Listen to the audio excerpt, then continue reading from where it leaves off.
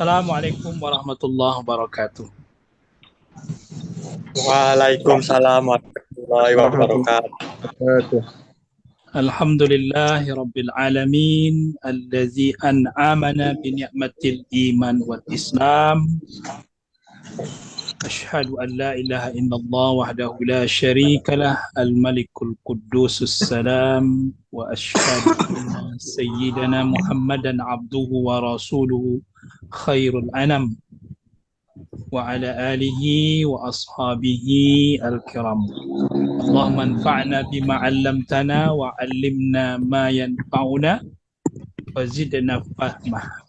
Rabbi shrah li sadri wa yassir li amri wahlul 'uqdatam min lisani yafqahu qawli. Amin ya rabbal alamin. Amma ba'du. Sehat teman-teman semua?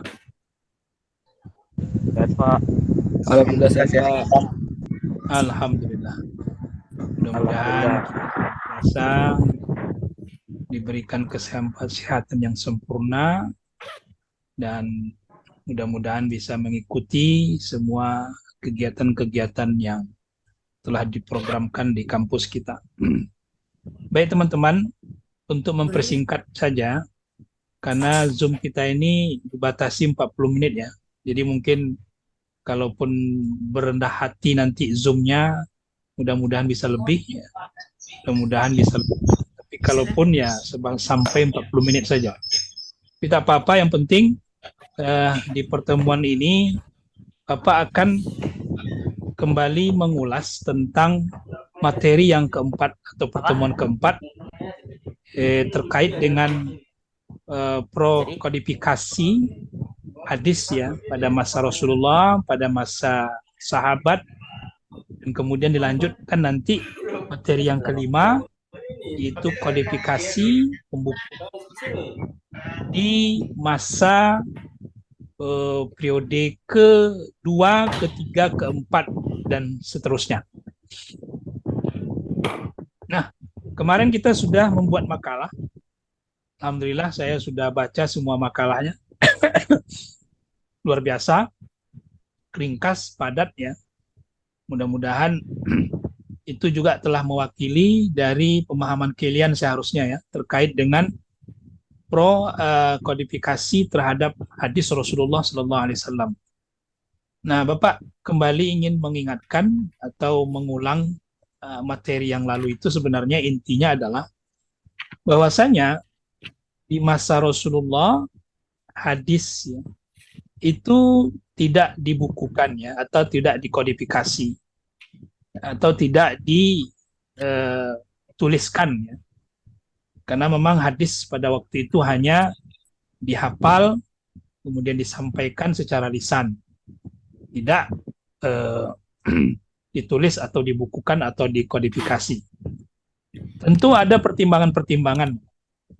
Pertimbangan yang pertama adalah kita tahu Rasulullah Shallallahu Alaihi Wasallam itu dalam berdakwah itu menghabiskan waktu ya 13 tahun, 10 tahun ya.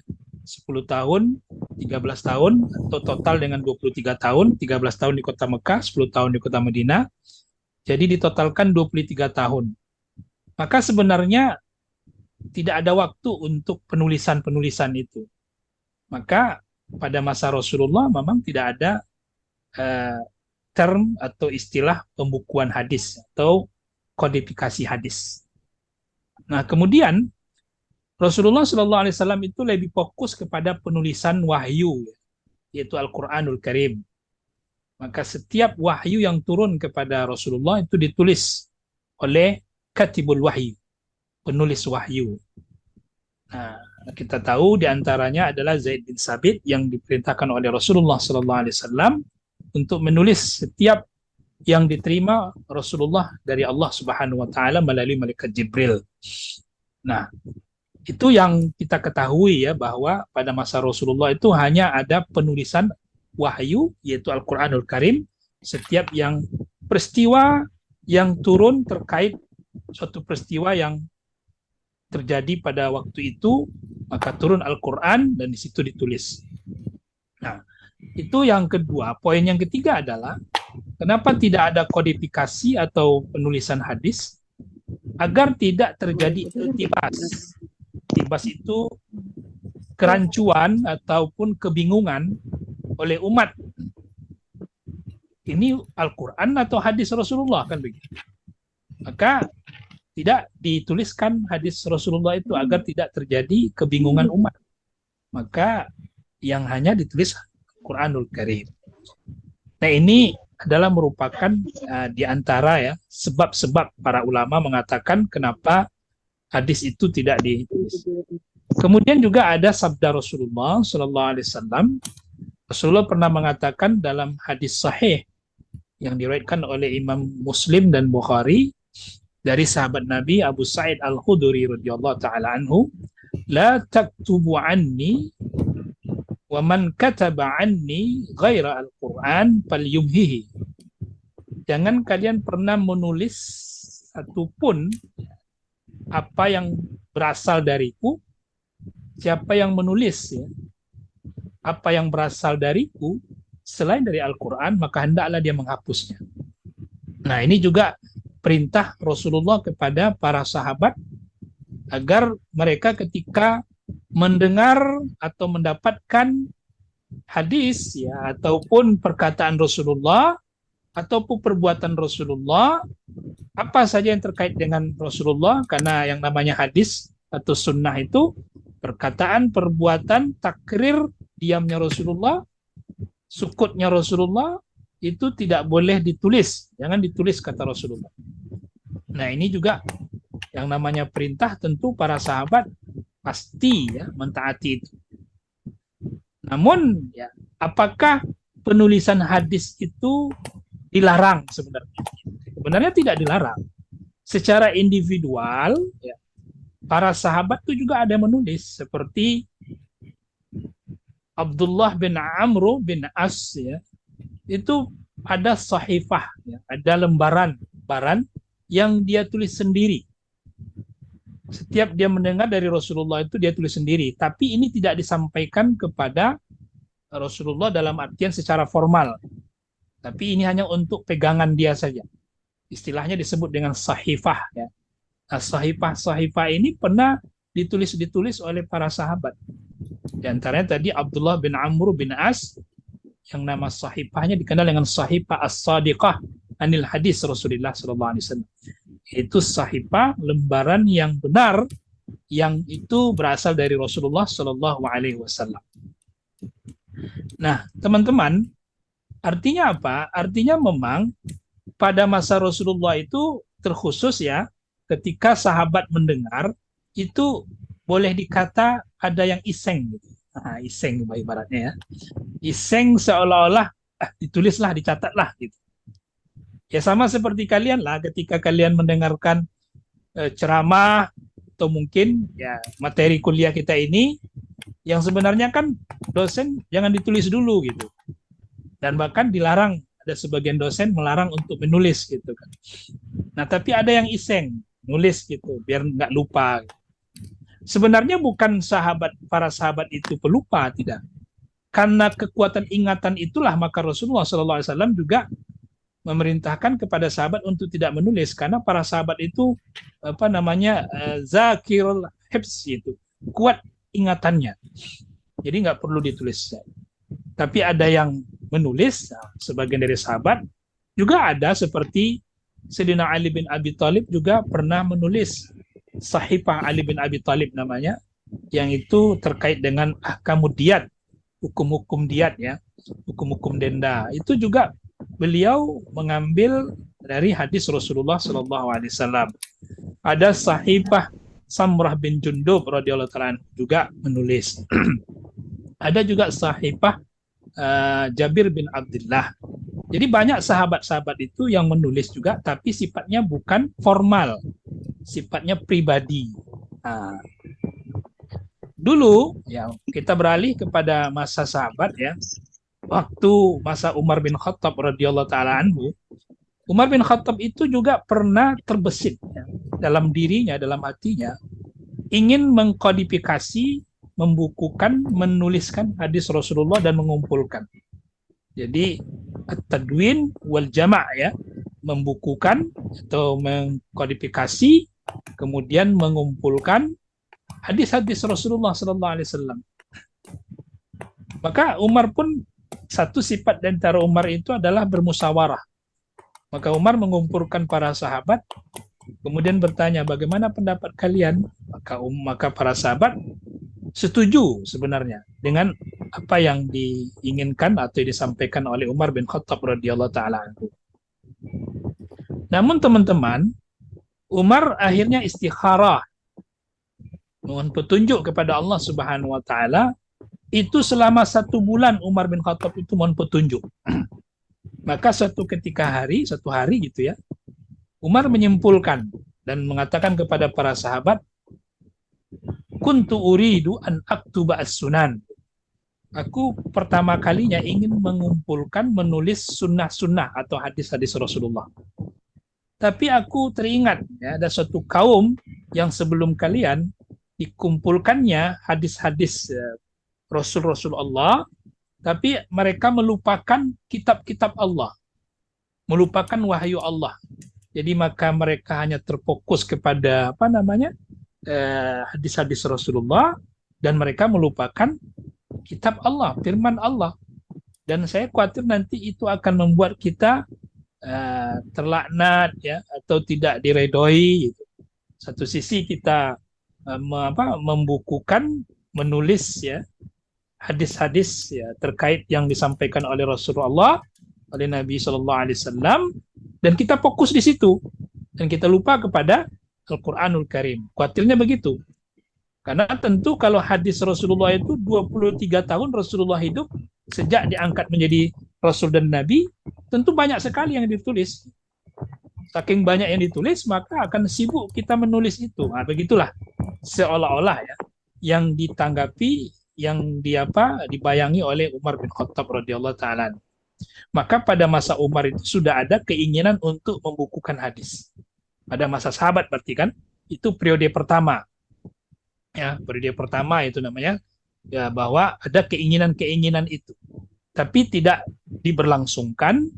Ya, sebagaimana Umar juga pernah membuat suatu bid'ah ya, bid'ah hasanah namanya, yaitu sholat tarawih dilakukan berjamaah dipimpin oleh satu imam, itu juga pada masa Umar bin Khattab. Maka istilah Umar mengatakan ni'mal bid'ah ya. Ini adalah satu bid'ah yang baik ya, bagus ya. Daripada menjadi sholat tarawih dikumpulkan. Jadi pada masa Umar bin Khattab itu sudah banyak pembaharuan, tapi untuk pembukuan hadis itu Umar stop dulu, pause dulu, tidak melakukan itu. Itu pada masa Umar. Nah, teman-teman, kita beranjak kepada materi kita yang kelima ini ya, pertemuan kelima, yaitu terkait dengan kodifikasi pembukuan hadis di periode kedua, ketiga, keempat, dan seterusnya sampai sekarang. Periode kedua itu kita kenal dengan tabi'in, kemudian ketiga asbab tabi'in, dan yang keempat setelahnya sampai kita sekarang. Nah, di periode kedua atau yang disebut dengan periode tabi'in itu kita ketahui ya, sudah ada keinginan ya yang disampaikan oleh, dan itu dilakukan atas perintah Khalifah Umar bin Abdul Aziz ya, radhiyallahu anhu, untuk melakukan pembukuan hadis itu. Dan karena ada perintah, maka para ulama pun menginginkan itu juga.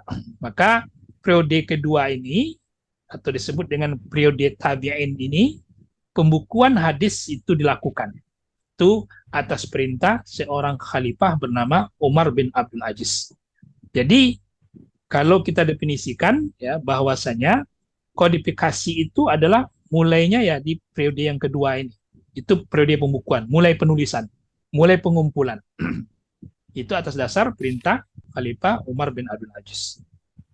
Nah, kemudian kita kenallah di periode ini karya hadis ya yang ditulis oleh Imam Malik ya, yang namanya Kitab Al-Muwatta. Nah, teman-teman, pola pengumpulan hadis itu ada 4. Yang pertama ada yang namanya sunan. Yang kedua ada musannaf, ada jami' al-jami', kemudian ada musnad. Nah, jadi ada 4 pola kodifikasi hadis itu. Nah, ketiganya ini yaitu sunan, kemudian musannaf, kemudian jami' itu sama maksudnya. Karena istilah sunan atau musannaf atau jami' ini dia lebih kepada hadis itu terkait dengan fikih. Jadi tema-tema fikih. Makanya dalam kitab Imam Malik itu atau kitab Muwatta yang ditulis oleh Imam Malik, Sunan Muwatta itu isinya adalah fikih semua. Hadis-hadis terkait dengan fikih. Makanya hadis itu secara secara referensi bagi ulama fikih untuk mereferensi sesuatu yang terkait dengan hukum, maka hadis. Kemarin kita sudah sampaikan. Maka untuk mencari hukum-hukum yang terkait fikih, kemudian ada hadisnya, maka kita mengambil sunan-sunan. Ada Sunan Ibnu Majah, ada Sunan Tirmizi, itu kita ambil di situ. Begitu juga ada al-jami' seperti karya Imam Bukhari, Jami' as-Sahih Imam Bukhari. Nah, begitu juga ada musannaf dan juga musnad Imam Ahmad. Nah, itu pola pembukuan ya. Jadi kalau ada permasalahan fikih, maka kita cari ke sunan-sunan. Nah, itu caranya mereka mengurut-urutkan agar nanti pembukuan hadis itu rapi, tertata. Itu pada masa pada masa periode kedua ya, periode kedua itu pembukuan hadis. Nah, ini dipelopori atas perintah Khalifah Umar bin Abdul Aziz.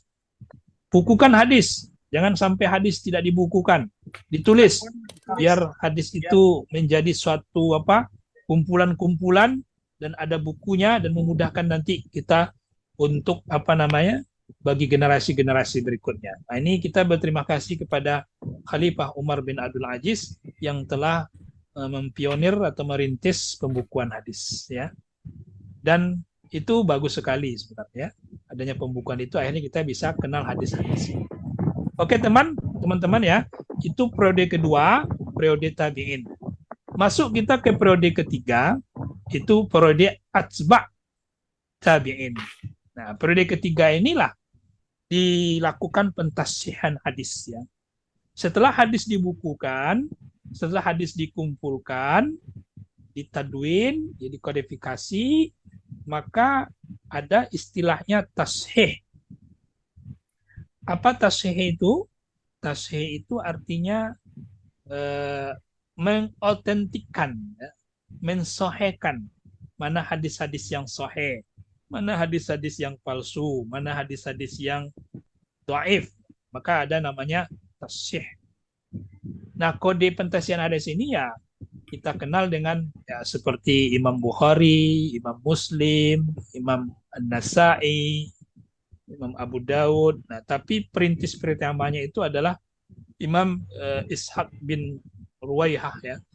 Beliau perintis pertama pentasih hadis. Baru muncul Imam Bukhari, Imam Ad-Darimi, banyak imam-imam yang lain. Berarti Imam Bukhari itu ada pada periode ketiga ya, atau atba'ut tabi'in, yang kita kenal Sahih Bukhari itu.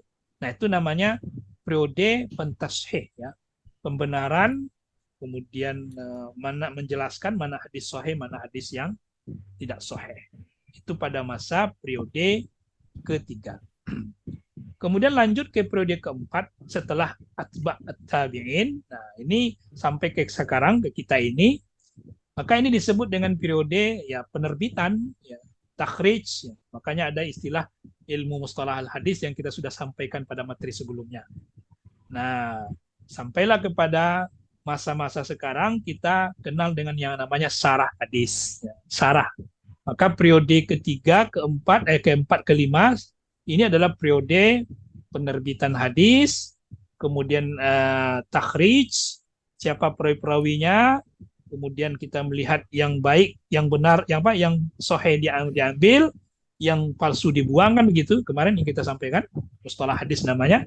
Dan masuk juga ada namanya pensarah hadis. Makanya kita kenal ada namanya Sarah Sahih Bukhari, Sarah Sahih Muslim, Sarah Imam Tirmizi, Imam Abu Daud, dan macam-macam, banyak. Ini disebut dengan periode pensarahan. Apa sarah itu? So, periode penjelasan, menjelaskan hadis Rasulullah. Makanya kalau kita menyampaikan hadis Rasulullah itu, kita jangan menyampaikan sendiri saja menurut kemauan kita atau menurut isi otak kita. Tapi hendaknya kita merujuk kepada para ulama-ulama yang terkhusus, ulama yang mensarah, seperti Imam An-Nawawi, ya, Sarah Sahih Muslim. Banyak sekali ya pensarah-pensarah itu. Oke teman-teman ya. Jadi bisa disimpulkan itu, bisa dipahami ya? Bisa, Pak. Oke. Insya Allah bisa, Pak. Ya. Oke, sekian dulu pertemuan kita. Mudah-mudahan sehat selalu ya. Mudah-mudahan kalian pun tetap semangat walaupun via online. Ya.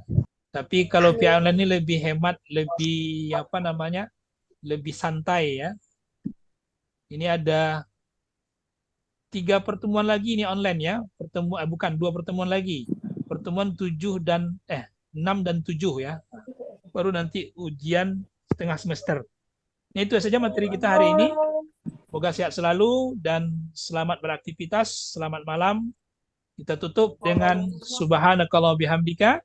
Asyhadu an la ilaha illa anta. Assalamualaikum warahmatullahi wabarakatuh. Waalaikumsalam warahmatullahi wabarakatuh. Ya, sama-sama. Oke, sip. Jazakallah khair, Pak. Waalaikumsalam.